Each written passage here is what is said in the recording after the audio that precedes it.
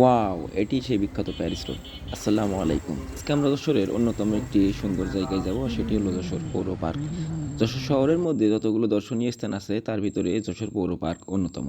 Paris road ধরে একটু সামনে এগোতেই আমাদের চোখে পড়ল সেই যশোরের বিখ্যাত ঐতিহ্যবাহী খেজুর গাছের ভাস্কর্য। আপনারা আর কিছু জানেন আর না জানেন, এটা অন্তত জানেন যশোর জেলা খেজুর রস এবং গুড়ের জন্য বিখ্যাত। আর এই বিখ্যাত খেজুর গাছের ভাস্কর্য দেখতে দেখতে সামনে একটু এগোলেই আমরা প্রবেশ করলাম যশোর পৌর পার্কে। আর পার্কে প্রবেশের সাথে সাথেই চোখে পড়ল সতর্কতামূলক একটি সাইনবোর্ড, যেটি এক পলকে চোখ বুলিয়ে নিলাম। যশোর পৌর পার্ক সব বয়সের মানুষের জন্য উন্মুক্ত একটি পার্ক, যেখানে সকল বয়সী মানুষ সময় কাটানোর জন্য এসে থাকে। পার্কের অভ্যন্তরে অবস্থিত সুবিশাল পুকুর পাড়ের চারিপাশ ধরে আমরা হাঁটতে লাগলাম এবং হাঁটতে হাঁটতে এর সৌন্দর্য উপভোগ করতে থাকলাম। পার্কের অভ্যন্তরে এই সকল দৃষ্টিনন্দন বসার স্থানে কয়েক ঘন্টা কেটে যেতে পারে আপনার কয়েক মুহূর্তেই।